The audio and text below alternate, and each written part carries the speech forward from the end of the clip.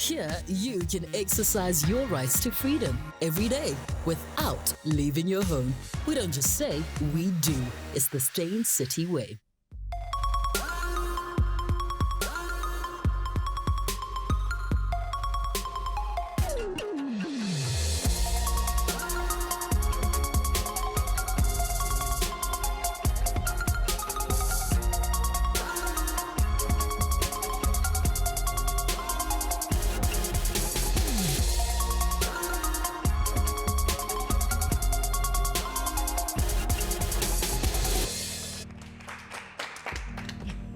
Hello and welcome to Real Talk with me, Anele. Every single one of us has a story to tell, and my guest today knew this quite early in his life, which is why today we get to share his personal journey. He was born for stardom to his actor mom and dad in Orlando East. As a child, he was a popular TV star on various kids shows, and in his teenage years, he became a member of the internationally acclaimed play and movie adaptation Sarafina, and as a choreographer, he's worked on global projects, such as the opening ceremony of that little event called the 2010 FIFA World Cup. Remember that little thing that we had the other day?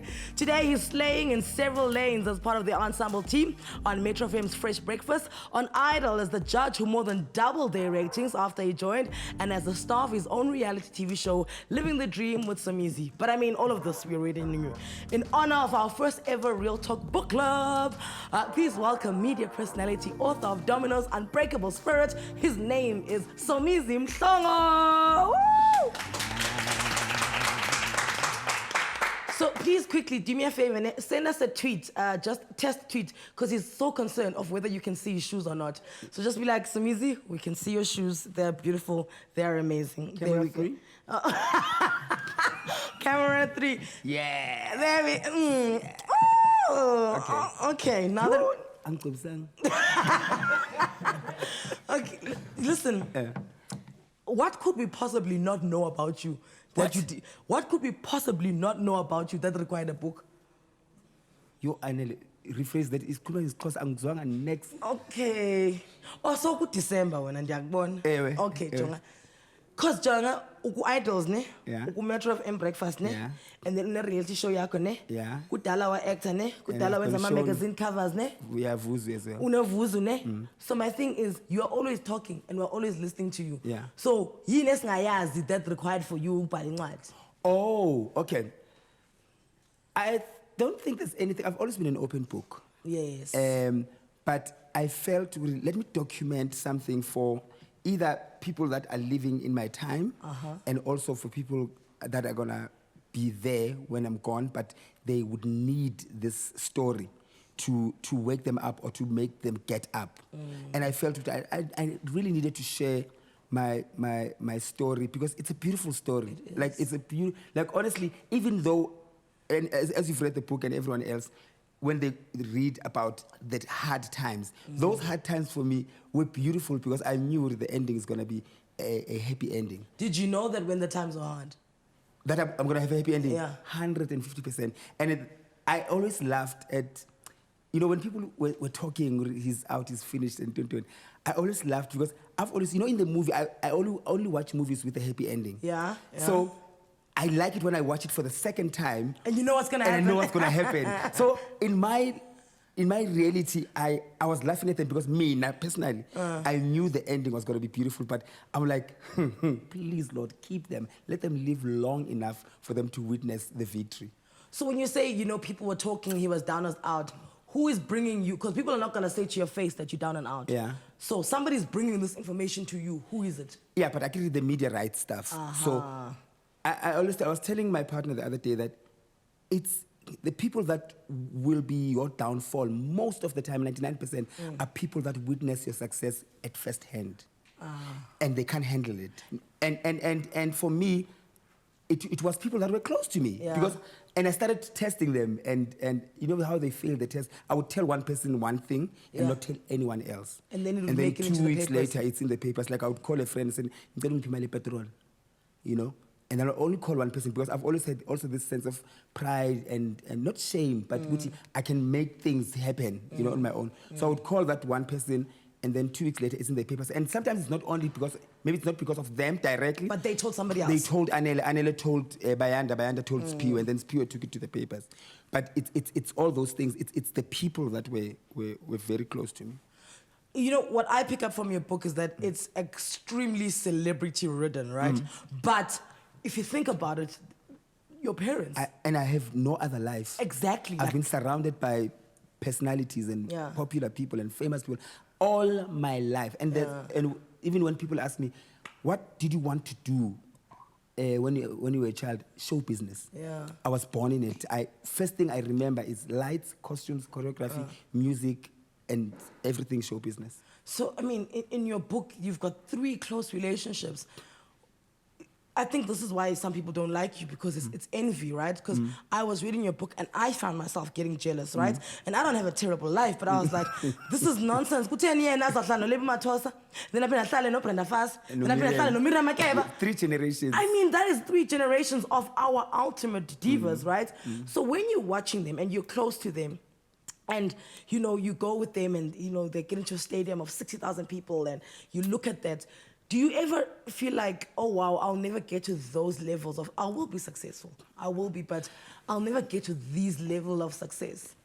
I'm grateful for those opportunities. One, I became, now looking back, I wish I had a friend like the friend I was to them. Oh. Like I had friends that I was, you know, friends that are not just friends and are not just fans. Because when you surround yourself with fans, you're surrounding yourself with, people like these guys here are my friends. And even if I sit there and I go, they go, yes, yes. You yawn, Somizi. Yes. You yawn. Kill them. Kill the yawn. Yes. Slay us. Yes, yawn us, we are your tongo. You know? But your friend will go, hi, Valumlomo. You know, your friend will go, you know? So I was that friend to them, and it's very difficult at my level right now to have those people, but I still do. But so I look at the friendship that I had. It was beautiful, it was genuine. And then 2, they also are the reason why I stayed in my lane. I ran my race at my pace, because through them I saw what God is alive. If God can make you that superstar. Brenda Fassie was the superstar ever. Miriam Makeba was the global icon, and it was her time. And I realized that Lebu Matosa, anything that Lebu touched, when Lebu walks on stage, whoever comes after Lebu is dead. You know? So I realized through them, no, God is sending me a message here, wait. Look at what happens. Look at the rights, look at the wrongs, the do's and the don'ts. And it prepared me, it trained me, and now I'm well cooked. There's a time you are pushing a trolley in a supermarket, you and Lebu are broke, like you don't have money, you guys. So you go there and you take the chicken that's already cooked there, and you make as though you're shopping and you are eating chicken. Then when it's finished, Sulumlomo. We leave the trolley there. And you, and you leave it there. And then we left. Is this something you guys would plan from the flat and be like, okay, so you pick and pay? Lebu was a hustler. Like, she taught me how to hustle. Like, so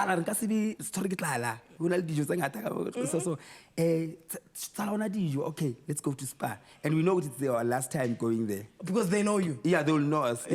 So, and I go, and she doesn't tell me what's going to happen. We get there, we'd start shopping. And then we start with the chicken, we put it there, and we nibble like would nibble grapes. You know, we nibble. And then she puts things. Then at the end, all right, gone. Same thing with all of things. Lebu was so naughty. It was, even when we were not talking, I would miss her so much that I would want to run to her. And my friends go, we are going to use them, and I would see her in the lift, and then I go, hello, and then we start again our friendship. We once stole cakes that were meant for Miss SA finals. They were on stage. Hi, man. SA, they don't eat anyway, so it's fine. No, it was the guests. Oh, the guests. It was the guests on the table, and it was on the same day as Lebu's birthday. So during the rehearsals, Lebu's racing, and then she goes, Sala, it's your birthday. She goes, what are you going to do? Nothing. And then all of a sudden, she's like, cakes. She goes, okay, it's my birthday.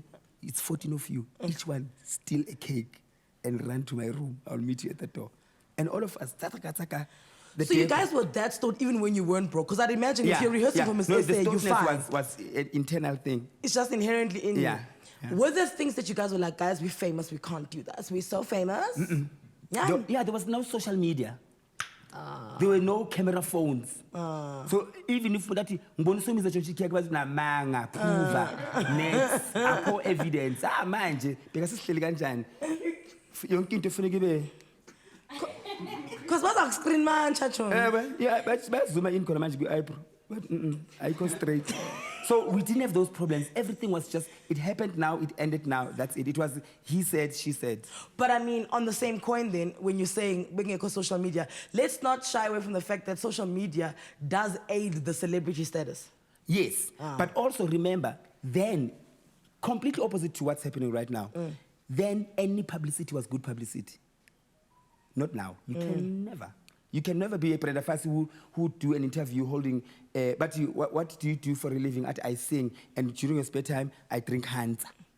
And it's like, oh, Brenda stars. No, not now. Why do you say that? Do you not condition people to accept you a certain way? No.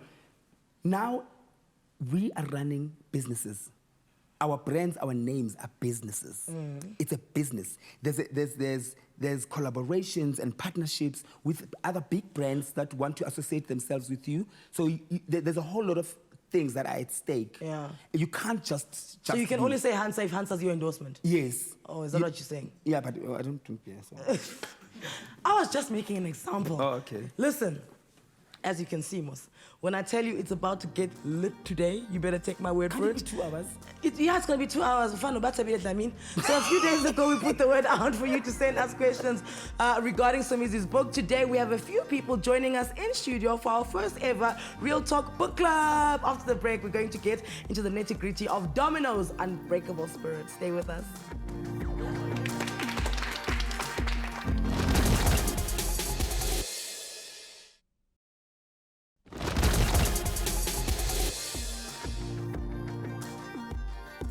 Welcome back to Real Talk on SABC 3. The stage is yours. Somizi's early years read like a script out of one of the plays that he was thrust into by the age 6. From growing up with 14 uncles and aunts in his grandmother's four-room house in Orlando East to catching flights to Durban over the Christmas holidays, and listen to this, 63 rand a flight.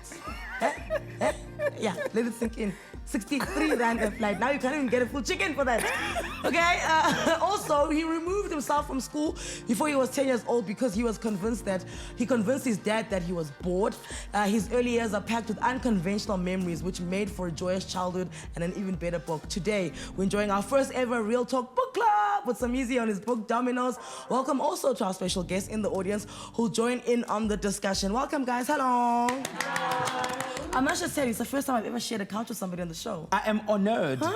I am honored. This is nice. It's beautiful. Nice. So for me, one of the lines that's like stood out in your book, right, is when you said, "You are Somizi, you can't be seen at a sangoma."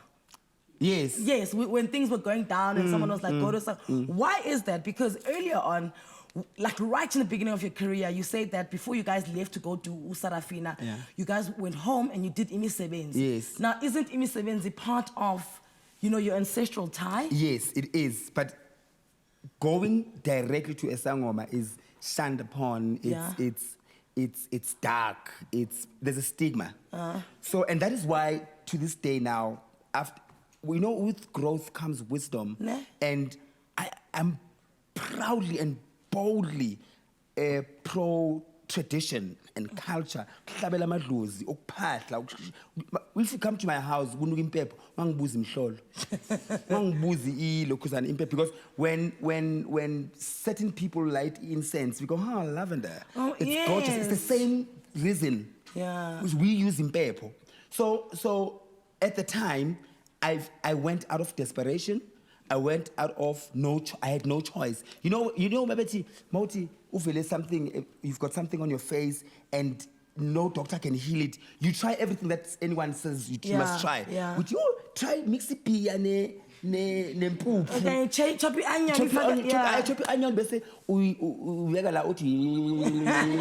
You try everything. So that was one of those things I tried.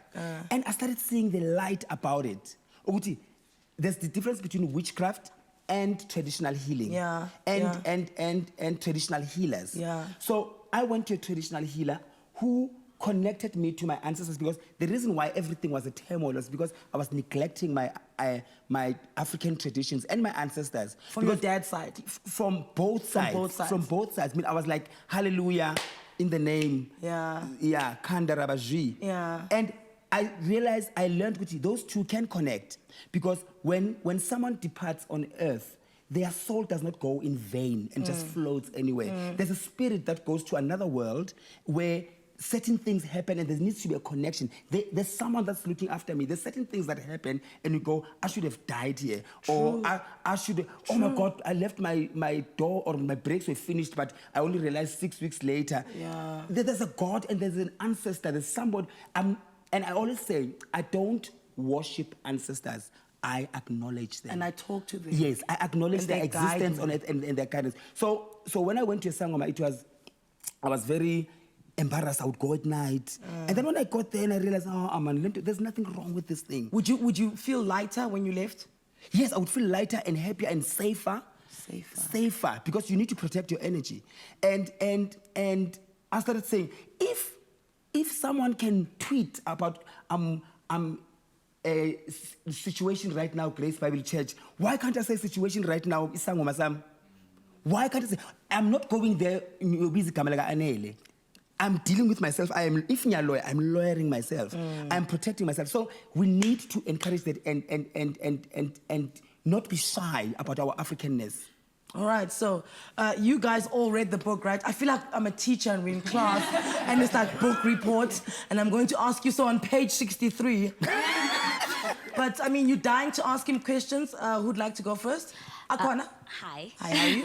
I'm very well, and yourself? Okay. Hi, Somizi. Hey, Surat. How are you? Good, and you? I'm very well, thank you. It's so funny, Anele, that you touched on the topic about Isangoma, because one of my questions for you was, how do you then reconcile your spirituality in terms of our African traditions and obviously the Christianity, which you're very big in as well? So how have you made that relationship work for you? Because a lot of people obviously think they're mutually exclusive when they're not.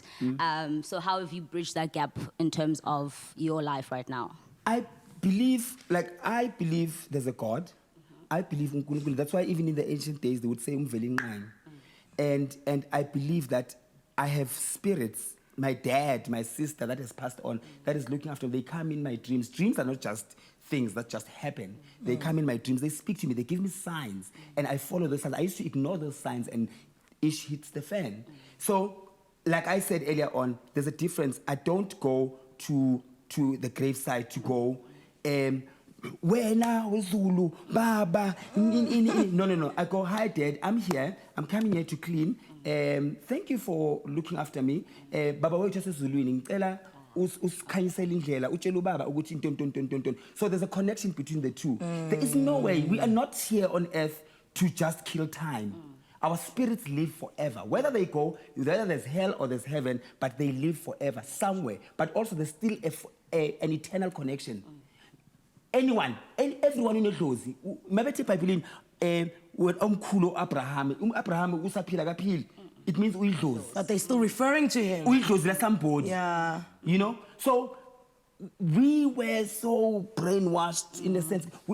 Especially black people, we like oros. It's diluted. Yeah, it's very easy. It's very easy to shake our spirit. Yes, to just mix teenager, see white sheet, any stain brightens up. But now you state this in your book because you left and you'd lied to Umongeni game about your dad saying you can be in Sarafina. Your dad came back, you went here, and then your dad passed away. Did you ever reconcile with your dad? Because you say you speak to your dad now, right? So after his death, have you ever had that conversation of, I'm sorry I lied, but look where it got me? He knew before he died, Shem. Yeah, he did, okay. Yeah, he knew. And you guys had the conversation? Yes. Okay. He said the most profound thing ever that I want every parent to say to their child. I lied to him about me being at school and continuing to Sarafina too, and then we flew overseas, and then he only found out when he got here, and then there were no cell phones, but when I called home, he answered the phone and he said, I'm really not mad at you because on condition that it's something that you are passionate about. Yeah. And also, should it not work out, please don't be afraid to come back and start over again and do something that you can be successful in. But just because you're failing, it doesn't mean you should stop it. And that for me was like, oh, Chuck Norris. All right, last question before we go to an ad break. Who wants to take it? Hi. Hello, dear. Somizi, I just wanted to find out, I'm that the saucy part of the book where they mention all the celebrities and their habits. Did you at some point feel like someone's going to call you and be like, how, Somizi, why, Manje, were you talking about me like this and this in the book? Or were you just like, this is my truth, I was there, it happened, deal with it? You know, in the book, the intention was never at all to shame anybody or to sell the book saying it's a tell-all. Because that's what a lot of people do. It's a tell-all book, and you read it like, what are you telling? You know, or you're trying to shame people to sell the book. I told my version of the story, but also I respected, and the reason why I was bold about it is because everyone that I mentioned, they'd already spoken their story similar to what I've spoken about. We know that Briggs had an addiction with drugs. We know that Mendoza, same thing, and may his soul rest in peace. And it wasn't something that could go, Briggs, he can't do. No. It was something good. You can connect the dots from what he said before and what he came out with before. I mean, if I wanted to tell, I would have even spoken about the people that I had sexual relations with. But just because I respected them and I respect the fact that they haven't come out or spoken about it, I didn't tell everything. Don't get it twisted. I told my story that needed to be told. Will you tell everything? Never. It's not right to out people or to shame people. Wait for them to get to that place. Then if it connects with you, then do that. Tell your story. Tell your story, as boring or exciting as it is. Tell your story. All right, so it's a frank tale of every aspect of Somizi's life, from his happy childhood to tremendous losses and discovering his sexuality. Somizi Mhlongo is here to answer all the questions that you may have about his book, Dominoes. Send us your voice note to our WhatsApp line. He'll answer them as we continue with Real Talk after this quick break.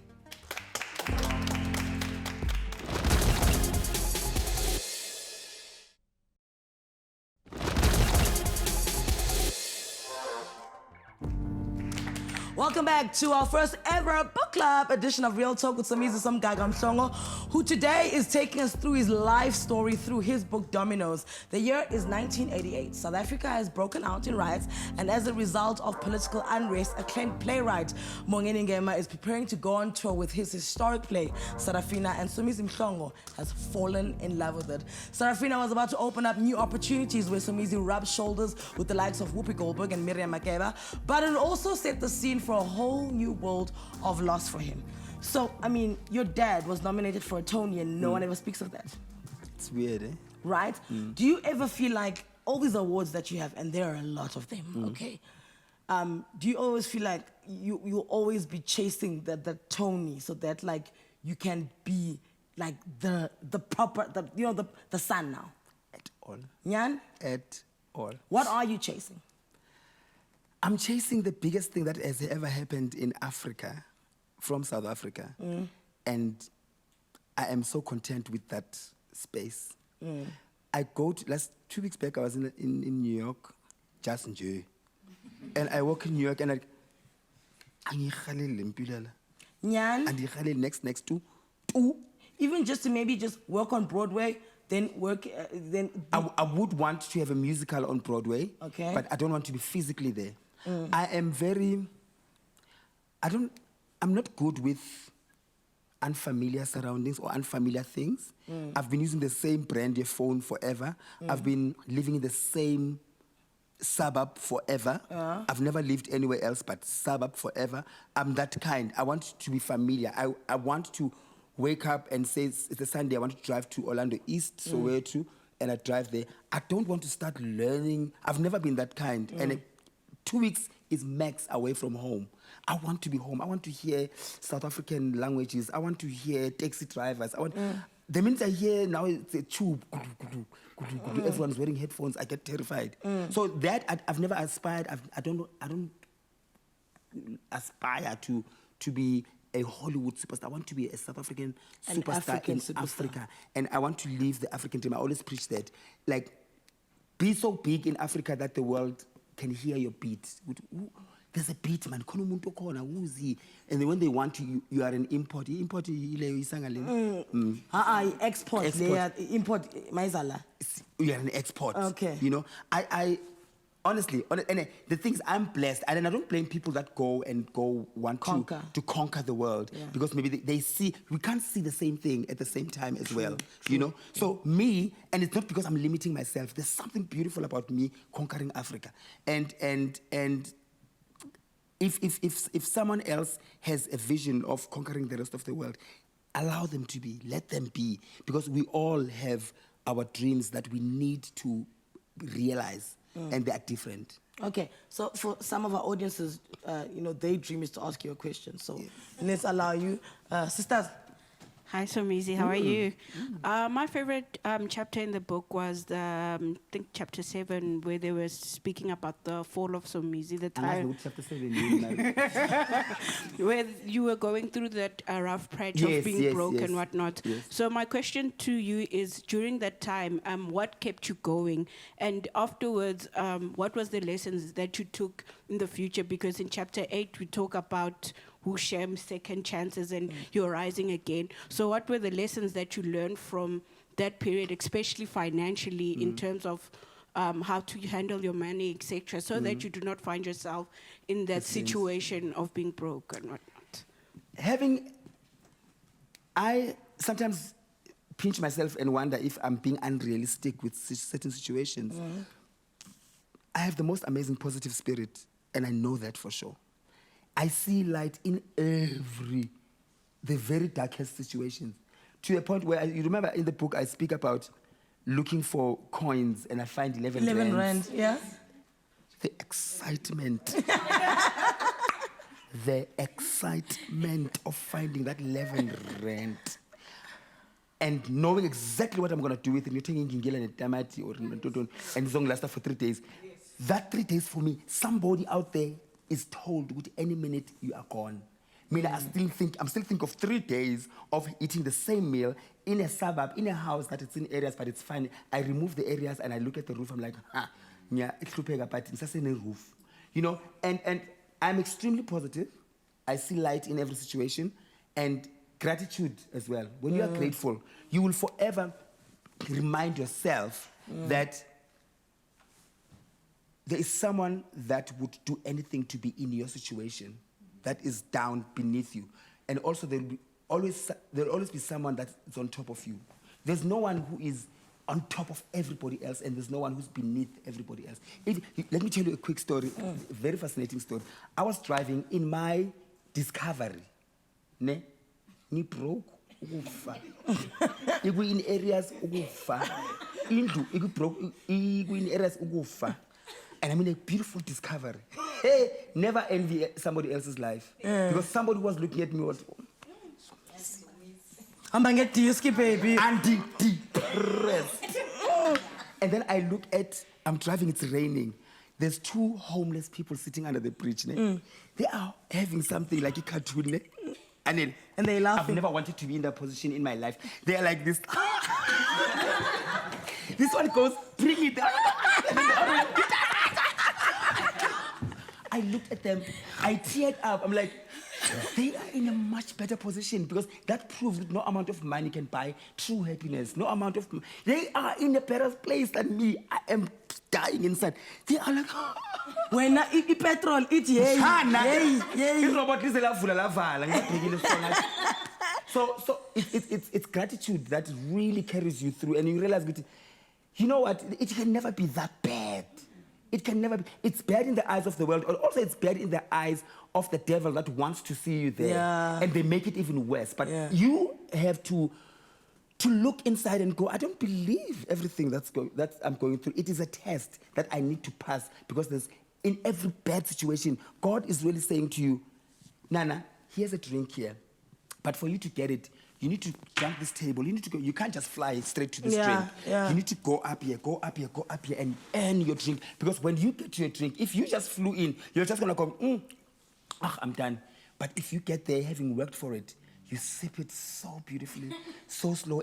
Every sip counts, and you can even share it with other people because there's a humility, there's ubuntu, there's I can go on forever. Look, stop. We're gonna go to an ad break. Before we do that, let's play the WhatsApp voice note. It's a very important question. From who? Angazi kaloku so, vamos. And then we'll take an ad break, and afterwards you'll answer it. Okay, let's play it. Hi Anele, hi Somizi. It's okay. I really love Somizi how you know the rapport you and your dad had about following what you want to follow as long as you're passionate about. What's your advice for parents in terms of dealing with their kids who want to drop Out of school, yeah. Because I dropped. No. Kaloku, I said after the break. Oh. Chinu Somizi, Tumbuza, Upata, na Lapa, San. So, more with Somizi and that answer after the break.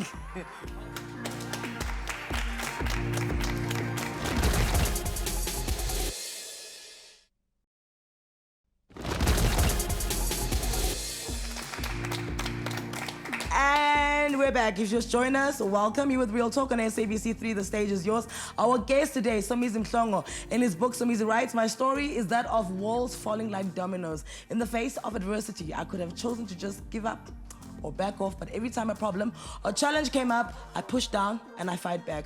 With these words, Somizi takes readers on an intimate journey of the obstacles he has overcome in his life. His book, Dominoes, Unbreakable Spirit. Today, we're unpacking his story with him with the help of the audience. Earlier on, there was a WhatsApp voice note. For the benefit of you who maybe just tuned in, we'll repeat the question and then Somizi will answer it. Roll.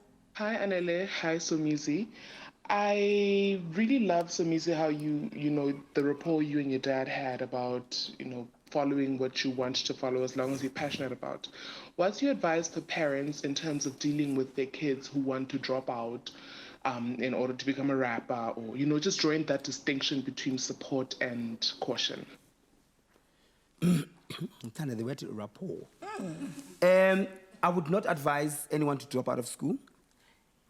Times were different then than now. Then you could be a nurse in standard 8. You could be a teacher in standard 7. Maybe standard 8, maybe it's JC, Form 1, standard 6. So things were different because also you must remember during the apartheid system, it was okay for a black person to drop out of school and it limits them. Now you can't.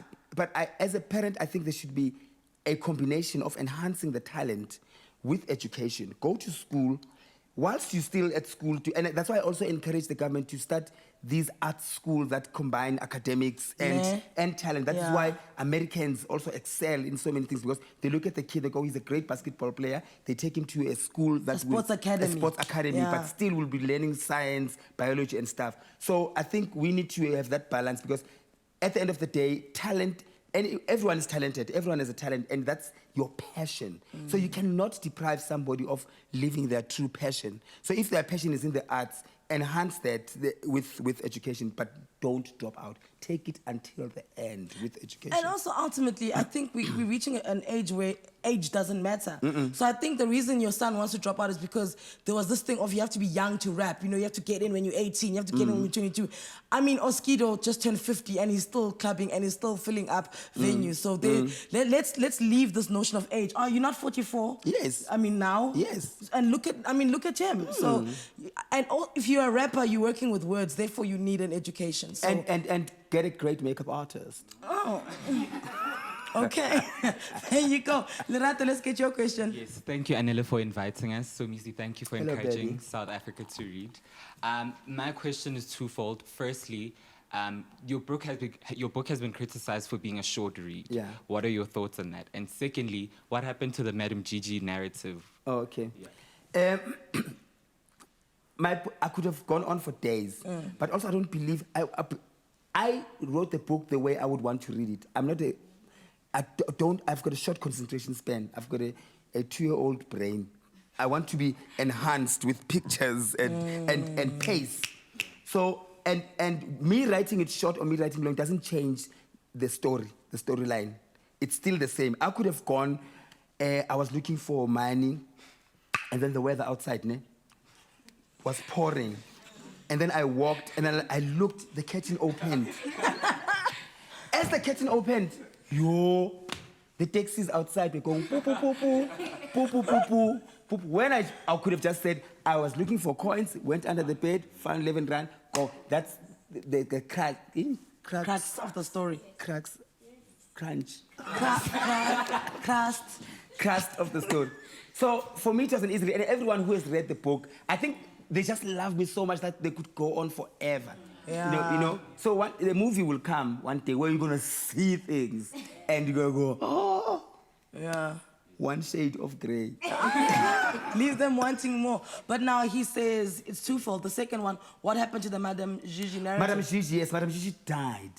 I killed Madame Gigi. It's a job. Yeah, you have to shave. You have to get wigs. She's expensive. You have to tuck. Like, it's a job.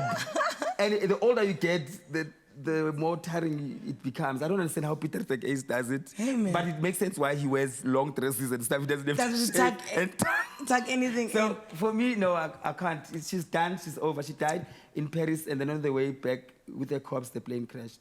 Oh, jeez. Name, please. Thank you, Anele. My name is Kutala. Hello, Kutala.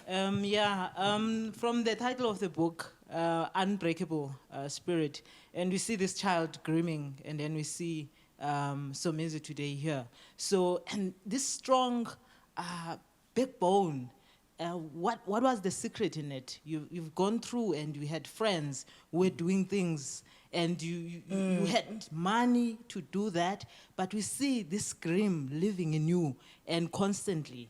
It's going to be two-folded in case I don't get a chance. The second one is, what would you say to a person who's swamped now as a young person? You know, in South Africa, we study with loans, and then when you study, you are in debt already, you know. You have a car, but you're still paying NEFSAs, things like that. So what kept you going, this scream?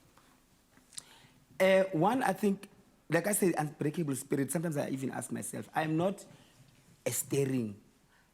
Be realistic with what you're going through. Because also a lot of people, they become in denial of the situation. They would still go clubbing. I didn't drink. I stopped drinking because I believe alcohol is just for enjoyment, not to take away problems.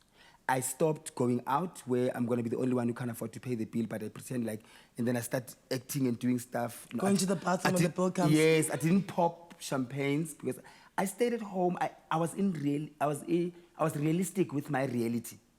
So, and I accepted it.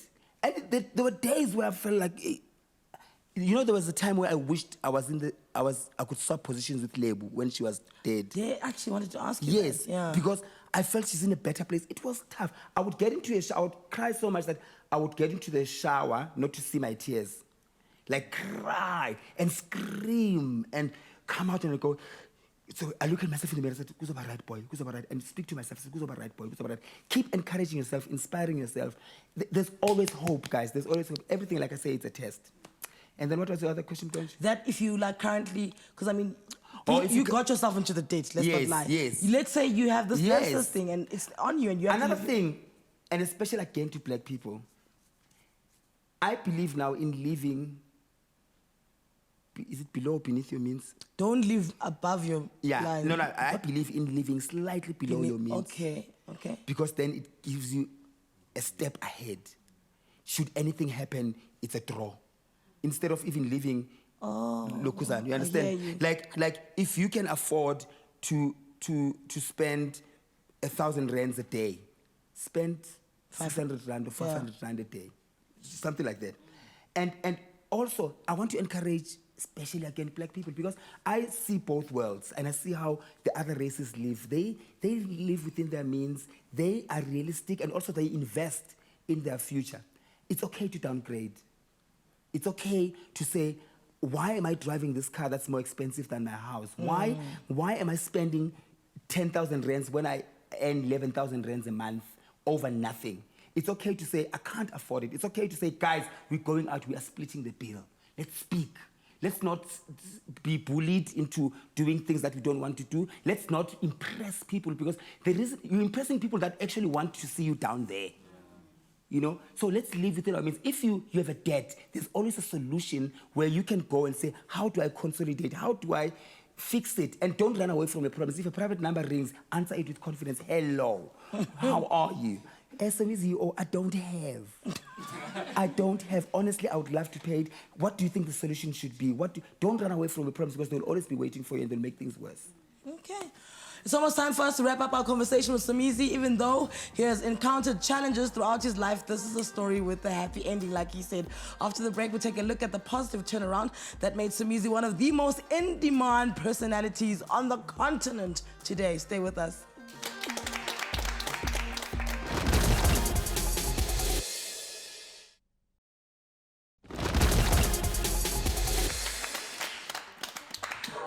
Welcome back to our exclusive Real Talk Book Club edition with Somizi Mhlongo as my guest. 2007 saw Somizi facing what he calls false rape allegations, which began a downward spiral that led him to losing work, living from hand to mouth, and being shunned by the entertainment industry that had become his bread and butter. But by 2010, his career was on the up again when he was entrusted with choreographing the opening ceremony of the FIFA World Cup. He landed the life-changing gig of becoming an Idols judge, which led to the explosion that is shame.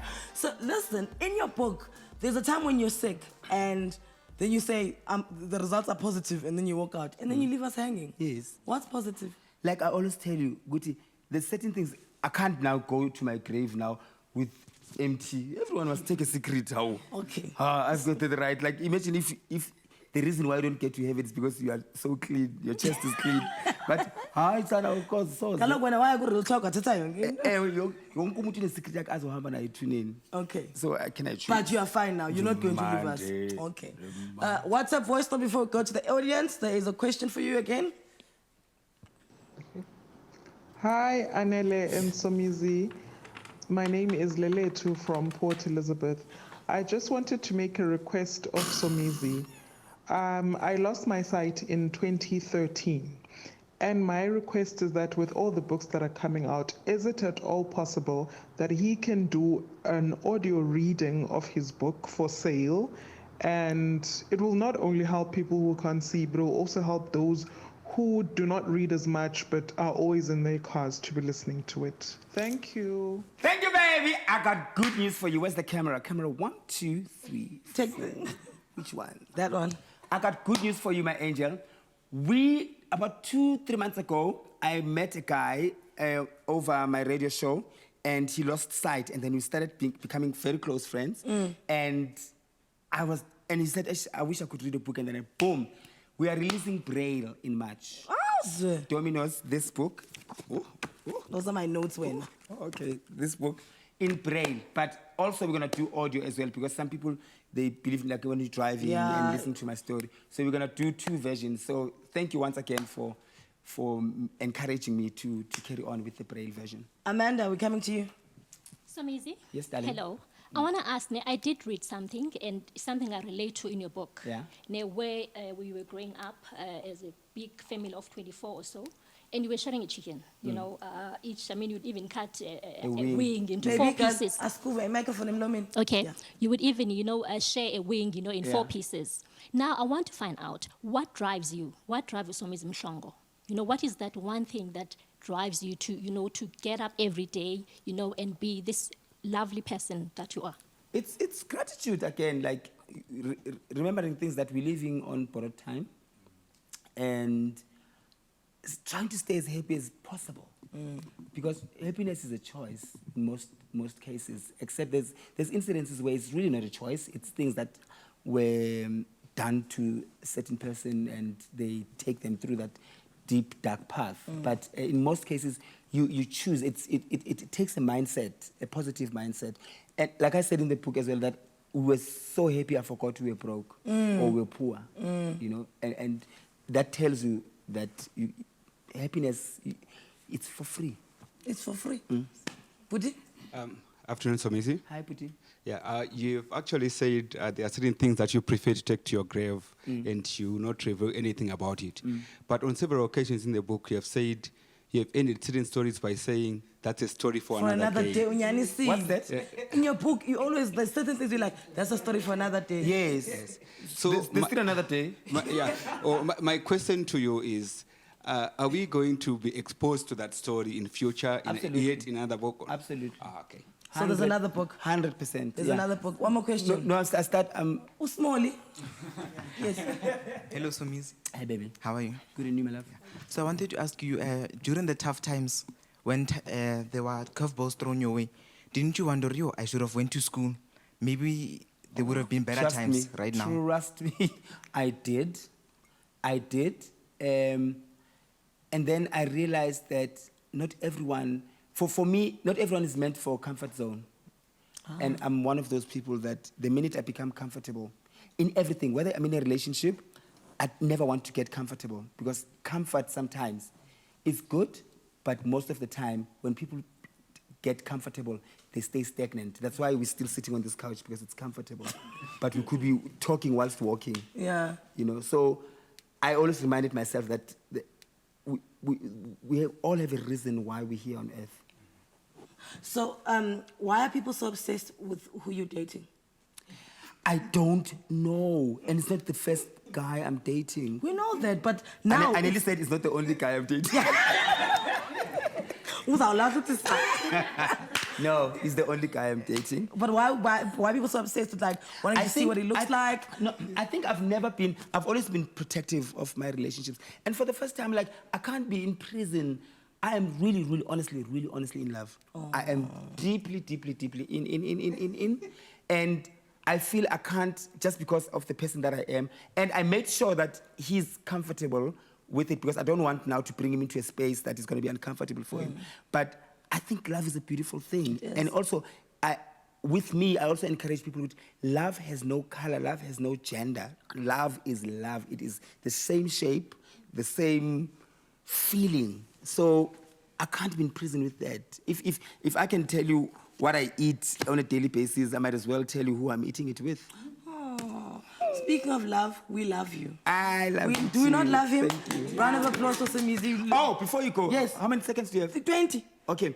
I want to thank you for, you remember, you taught me when I was like, I wish one day I could host the summers and stuff. And you said, sometimes you just need to make that call and tell them that you are here. Yeah. You told me that. And I do remember. Yes. And you know what I did? I sent the summer people an SMS when everyone was auditioning and stuff. I said, I would die to do the summers. Please consider me.